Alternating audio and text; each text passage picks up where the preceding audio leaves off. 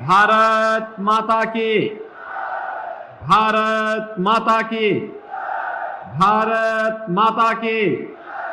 वंदे वंदे वंदे। तीर्थ वर नेमिष विख्याता, अति पुनीत साधक सिद्धिदाता। जिस नैमिषारण्य के बारे में रामचरितमानस ने ये पवित्र पंक्तियां लिखी हैं, ऐसे नैमिष की धरा को कोटि कोटि नमन करते हुए आप सभी मतदाता बहनों और भाइयों का मैं हृदय से स्वागत करता हूं, अभिनंदन करता हूं। मंच पर उपस्थित भारतीय जनता पार्टी के क्षेत्रीय अध्यक्ष श्री कमलेश मिश्र जी, जिलाध्यक्ष श्री राजेश शुक्ला जी, भारतीय जनता पार्टी के लोकसभा मिश्रित क्षेत्र से प्रत्याशी श्री अशोक रावत जी, हमारे लोकप्रिय विधायकगण श्री रामकृष्ण भार्गव जी, आशीष सिंह आसू जी, श्रीमती अलका रघुवंशी जी, श्री पवन सिंह चौहान जी, जिला पंचायत अध्यक्ष श्रीमती सरदा सागर जी, प्रवासी विधायक श्री श्यामधनी राही जी, आज के इस कार्यक्रम में उपस्थित पूज्य संत स्वामी विद्या चैतन्य जी, स्वामी देवेंद्रानंद सरस्वती जी, महंत नारायण दास जी, महंत संतोष दास जी, अन्य सभी पूज्य संतजन, भारतीय जनता पार्टी के सभी पदाधिकारीगण और भारी संख्या में उपस्थित मिश्रित लोकसभा क्षेत्र से जुड़े हुए सभी बहनों और भाइयों, आज मुझे एक बार फिर से भारत की सनातन आस्था का प्रतीक, भारत के वैदिक ज्ञान की परंपरा को धरोहर के रूप में हम सबको प्रदान करने वाली पावन धरा मां ललिता के इस पावन भूमि पर, जिसे महर्षि दधीचि ने अपनी हड्डियां दान करके दैवीय शक्तियों की विजय के संकल्प की भूमि में के रूप में आगे बढ़ाया था, ऐसी पावन धरा नैमिषारण्य को मैं नमन करते हुए आप सबका हृदय से अभिनंदन करता हूं। बहनों और भाइयों, ये नैमिष का ही महत्व है कि आज दुनिया जनपद सीतापुर और उत्तर प्रदेश की तरफ देख रही है। जब भी कोई रामद्रोही राम के अस्तित्व को नकारने का प्रयास करता है, तो नैमिष सामने आ खड़ा होता अपने प्रमाणों के साथ कि मेरे पास शास्त्रीय प्रमाण है, मैं तुम्हें प्रमाण देता हूं। तुम्हारी दूषित बुद्धि राम के अस्तित्व को, कृष्ण के अस्तित्व को नकारेगी, लेकिन मेरे प्रमाण अकाट्य हैं, इसको कोई नकार नहीं सकता है। यह साहस केवल नैमिषारण्य की धरती कह सकती है। बहनों और भाइयों, एक फैशन सा बन गया है भारत की सनातन संस्कृति को गाली देने की, भारत की ईश्वरीय सत्ता को चुनौती देने की, प्रभु राम और प्रभु कृष्ण के अस्तित्व को चुनौती देने की। और इसके बारे में तो मैं केवल यही कहूंगा कि विनाश काले विपरीत बुद्धि, जब किसी की बुद्धि विपरीत होती है तो प्रभु सत्ता को चुनौती देता है, सनातन धर्म को गाली देता है और आपकी आस्था के साथ खिलवाड़ करता है। इन्हें नहीं मालूम ये हिंदुस्तान है, यहाँ की ऋषि परंपरा केवल यज्ञ हवन तक ही अपने आप को सीमित नहीं करती थी, केवल अपना व्यक्तिगत आध्यात्मिक साधना तक ही सीमित नहीं रहती थी। शांति काल है तो शास्त्र का चिंतन करता रहा है, और विपत्ति काल रहा है तो शस्त्र का संधान भी करता रहा है। शस्त्र और शास्त्र की भूमिका बेहतरीन समन्वय है हमारा नैमिषारण्य, जहां के ऋषियों की अस्थियों ने भी देवताओं के लिए शस्त्र का संधान बना करने का काम किया था। तो बहनों और भाइयों, ये सनातन विरोधी, ये प्रभु राम और प्रभु श्री कृष्ण की सत्ता को चुनौती देने वाले कहां ठहर पाएंगे? आज अपनी हार को सुनिश्चित देख करके ये फिर से राम के अस्तित्व को चुनौती देने लग गए हैं। क्या आप इसको स्वीकार करेंगे? क्या प्रभु राम के अस्तित्व को चुनौती देने वालों को स्वीकार करेगा क्या भारत? और बहनों और भाइयों, मैं इसीलिए आज आपके पास आया हूं आपसे कहने के लिए, नैमिषारण्य के विकास के लिए भारतीय जनता पार्टी की डबल इंजन सरकार ने विकास के जो कार्य प्रारंभ किए हैं, आज आप देख रहे होंगे जैसे एक नई अयोध्या नजर आ रही है, ऐसे ही एक नया नैमिषारण्य हम सबको दिखाई देने लग गया है। और अभी तो ये शुरुआत भर भी है। अभी तो हम यहां की वायु सेवा प्रारंभ करने जा रहे हैं, हेलीकॉप्टर की सेवा यहां प्रारंभ करने जा रहे हैं, यहां 4 लेन की कनेक्टिविटी देने जा रहे हैं, यहां पर इलेक्ट्रिक बस सेवा प्रारंभ होने जा रही है, यहां पे तमाम यात्री विश्रामालय बनने वाले हैं।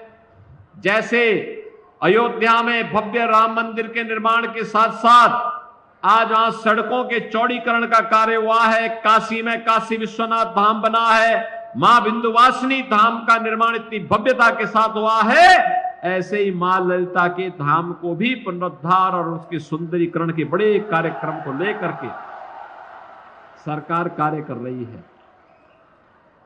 जिस दिन ये कार्य मूर्त रूप से जमीनी धरातल पर उतर आएगा, बहनों और भाइयों, यहां के हजारों नौजवानों को, यहां के व्यापारियों को, हजारों नौजवान और व्यापारियों को यहां पर एक नया रोजगार का सृजन होगा। अपने आप में लाखों लोगों को अपने आप में यहां आमंत्रित करने का माध्यम नैमिषारण्य बन जाएगा।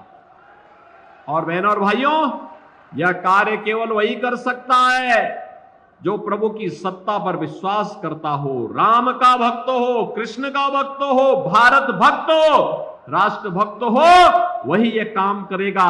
ये काम वो नहीं कर सकते जो प्रभु सत्ता को चुनौती देते हो, राम को नकारते हो, कृष्ण को नकारते हो, राष्ट्र नायकों का अपमान करते हो, साधु संतों के प्रति अपमानजनक टिप्पणी करते हो, राम भक्तों पर गोली चलाते हो और आतंकवादियों के मुकदमे को जो वापस लेते हो, वे लोग ये काम नहीं कर सकते। ये काम तो केवल राम भक्त ही कर सकते हैं, और वह काम केवल भारतीय जनता पार्टी ही कर सकती है। और यही कहने के लिए बहनों और भाइयों, आज मैं आपके बीच आया हूं। आपने देखा होगा बदलते हुए भारत को, मोदी जी के नेतृत्व में आज एक नया भारत का दर्शन पूरा देश कर रहा है। और बहनों और भाइयों, आज तीसरे चरण का मतदान भी हो रहा है। 2 चरण में पहले संपन्न हो चुके हैं। 2 चरण में 191 सीटों पर चुनाव हुआ, तीसरे चरण में 94 सीटों पर फिर से चुनाव हो रहे हैं। यानी आज के बाद आधा चुनाव संपन्न हो चुका होगा। आधा चुनाव संपन्न होने का मतलब जो दुनिया देश की आवाज है, फिर एक बार 400 पार, फिर एक बार, फिर एक बार, ये जो 400 पार का जो लक्ष्य है बहनों और भाइयों, यह नजदीक आ चुका है। और इसके लिए आप सबको लगना पड़ेगा, एक एक सीट का हिसाब रखना पड़ेगा, और तब फिर एक बार मोदी सरकार भी आएगी और अब की बार 400 पार का लक्ष्य भी पूरा होगा। हमारी पीढ़ी बहनों और भाइयों सौभाग्यशाली है, हमारी पीढ़ी सौभाग्यशाली है। हमने बदलते हुए भारत को देखा है। आप कह सकते हैं, वर्तमान पीढ़ी कह सकती है, वर्तमान नौजवान कह सकता है, वर्तमान नागरिक कह सकता है, हमारे ऋषि मुनियों को, संतों को, साधु संतों को, जिन्हें इस लोक में अपने भक्तों को और परलोक में अपनी गुरु परंपरा को जवाब देना होगा, वे कह सकते हैं कि हमने वह काल देखा है जब प्रभु राम अयोध्या में विराजमान हुए हैं, जिसके लिए पीढ़ियां खप गई, लेकिन हमने अयोध्या में वह दिन देखे हैं। बहनों और भाइयों, हम में से हर व्यक्ति कह सकता हमने बदलते हुए भारत को देखा है, जिस भारत ने दुनिया के अंदर अपना सम्मान बढ़ाया है, जिस भारत की सीमाएं सुरक्षित हुई हैं, जहां आतंकवाद के सामने घुटना सरकार नहीं टेकती, बल्कि आतंकवाद को नेस्तनाबूद करके हमेशा के लिए उसकी राम नाम सत्य है कि यात्रा निकालने का जज्बा जिस सरकार में रहा हो। हमने उस सरकार को देखा है जिसने भारत विरोधी वे सभी प्रावधान समाप्त किए, चाहे वह धारा 370 का मामला हो, चाहे वह इस देश के अंदर आतंकवाद और नक्सलवाद की जड़ जहां भी खड़ी रही, उस बेल को नष्ट करने के लिए भारतीय जनता पार्टी के नेतृत्व की मोदी जी की सरकार ने वे सारे उपाय आने वाली पीढ़ी के भविष्य के लिए कर दिए हैं। हमने उस भारत को देखा है जिसमें हाईवे वर्ल्ड क्लास के बन रहे हैं, जिसमें एक्सप्रेसवे बन रहे हैं, जिसमें रेलवे और मेट्रो का बेहतरीन कार्य हो रहा है, जिसमें 1 डिस्ट्रिक्ट 1 मेडिकल कॉलेज का निर्माण हो रहा है, जहां IIT, IIM, AIIMS, IIIT, NIT, world class university, 1 district 1 medical college, हर घर नल की योजना लागू हो रही है। और हमने उस भारत को देखा है जिस भारत में 80 करोड़ लोग राशन की सुविधा का फ्री में लाभ प्राप्त करते हैं। बहनों और भाइयों, यही भारत था 14 के पहले गरीब भूख से मरता था, किसान आत्महत्या करता था, नौजवान पलायन करता था, बेटी और व्यापारी सुरक्षित नहीं थी। 2014 के बाद मोदी जी के नेतृत्व में कितना परिवर्तन हुआ है। 80 करोड़ लोग फ्री में राशन की सुविधा का लाभ प्राप्त कर रहे हैं। 60 करोड़ लोगों को आयुष्मान भारत में 5 लाख रुपए की स्वास्थ्य बीमा का कार्ड मिल चुका है। हर साल 5 लाख रुपए की फ्री में दवा करा सकते हैं। और बहनों और भाइयों, 50 करोड़ गरीबों के लिए जनधन अकाउंट खुल गए हैं। पैसा दिल्ली या लखनऊ से जो आएगा सीधे उसके खाते में जाएगा, बीच में कोई मध्यस्थ नहीं रहेगा। गरीब का पैसा गरीब के पास जाएगा। बहनों और भाइयों, 12 करोड़ किसान सम्मान निधि का लाभ प्राप्त कर रहा है। 12 करोड़ घरों में शौचालय बन गए और सर्वाधिक शौचालय बनने वाले जनपदों में से आपका सीतापुर है, जहां के गरीबों का सर्वाधिक शौचालय बने। 10 करोड़ गरीबों के घर में उज्ज्वला योजना का सिलेंडर पहुंच गया है। सर्वाधिक सिलेंडर आपके सीतापुर जनपद में आए हैं। 4 करोड़ घर बन गए हैं, जिनमें से 2 लाख घर तो केवल आपके सीतापुर जनपद को मिले हैं। बहनों और भाइयों, मैं इसीलिए आपके पास आया आपसे कहने के लिए, मोदी जी ने कहा है जितने लोग बचे हैं जिनके घर में सिलेंडर नहीं, उनको आश्वस्त कर दो कि इसके बाद चुनाव के बाद उनको 100% जिनके पास घर अभी भी नहीं मिल पाया है उसको घर मिलेगा। राशन की सुविधा आगे भी 5 वर्ष तक निरंतर जारी रहेगी। मोदी जी ने इन सभी चीजों के लिए आपको आश्वस्त कर दिया है। और इसलिए बहनों और भाइयों, आज मैं आपके पास आया हूं। ये परिवर्तन तब आया है जब आपका एक वोट मोदी जी के समर्थन में कमल चुनाव चिन्ह पर गया है। जब यही वोट कांग्रेस के हाथ पर जाता था, समाजवादी पार्टी की साइकिल पर जाता था, तो अयोध्या में राम जन्मभूमि पर आतंकी हमला होता था, काशी में संकट मोचन मंदिर पर हमला होता था। आज देखो मंगलवार का दिन है और संकट मोचन मंदिर पर इन लोगों ने समाजवादी पार्टी की सरकार के समय में आतंकी हमला करवाया था। तब बहनों और भाइयों, रामपुर में सीआरपीएफ कैंप पे हमला हुआ था। अयोध्या, लखनऊ, वाराणसी की कचहरियों पर हमला हुआ था। ये तो मुलायम सिंह जी की समाजवादी पार्टी की सरकार के समय। और बहनों और भाइयों, उसके बाद जब अखिलेश यादव आए तो इन्होंने उन आतंकवादियों के मुकदमों को वापस लेने का कुत्सित प्रयास किया था। यानी हिंदुओं पे झूठे मुकदमे, राम भक्तों पर झूठे मुकदमे और आतंकवादियों के मुकदमों को ये वापस लेते थे। तनिक भी शर्म नहीं आती थी इन लोगों पर, तनिक भी शर्म नहीं आती थी इन लोगों को। और यही कहने के लिए हम लोग आए हैं, जो आतंकवाद के समर्थक हो, राम के द्रोही हो, वे जो माफिया और अपराधियों को शागिर्द हो।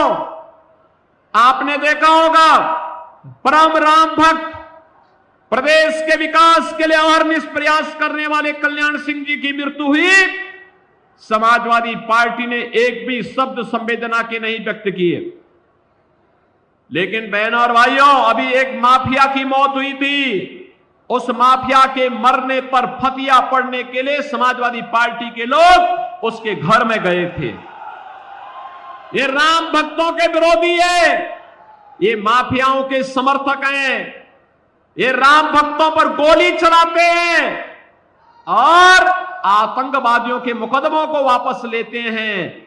इन लोगों से बदला लेने का समय है ये महापर्व चुनाव। अपना एक एक वोट ऐसा ठोकिए, ऐसा लगाइए कि ये आतंकवाद समर्थक हमेशा के लिए भारत की चुनाव की प्रक्रिया से गायब हो जाए, वह आपके चुनाव से लड़ने का हिम्मत ही न करने पाए। सहमत हैं? सहमत हैं? बहनों और भाइयों, ये चुनाव केवल चुनाव नहीं है, ये चुनाव है नए भारत को आत्मनिर्भर और विकसित भारत बनाने का। आत्मनिर्भर और विकसित भारत बनाएंगे। आत्मनिर्भर भारत का मतलब हर नौजवान आत्मनिर्भर, उसके हाथ को रोजगार होगा। हर व्यापारी आत्मनिर्भर, हर महिला आत्मनिर्भर, हर अन्नदाता किसान आत्मनिर्भर। और आत्मनिर्भरता के इस लक्ष्य को प्राप्त करने के लिए बहनों और भाइयों, मोदी जी का तीसरी बार प्रधानमंत्री बनना आवश्यक है। सहमत हैं? और मोदी जी को प्रधानमंत्री तीसरी बार बनाना है और अब की बार 400 पार का लक्ष्य प्राप्त करना है, तो बहनों और भाइयों, अशोक रावत को यहां से भारी बहुमत से विजयी बना के भेजना होगा। एक कांग्रेस और सपा का गठबंधन के जो प्रत्याशी हैं, इनकी जमानत जब्त करेंगे ना? सहमत हैं? करेंगे तो कमल चुनाव चिन्ह पर आपको वोट देना होगा। सहमत है ना? दूसरा, घर घर में मोदी जी का संदेश पहुंचाना होगा। और पहुंचाना क्या होगा? विकसित भारत के लिए, आस्था का सम्मान करने के लिए, गरीब कल्याण के लिए, सुरक्षा और समृद्धि के लिए कमल आवश्यक है। कमल चुनाव चिन्ह आवश्यक है। बोलेंगे ना? पहुंचाएंगे? तो फिर आप सब मेरे साथ बोलेंगे, भारत माता की, भारत माता की, भारत माता की।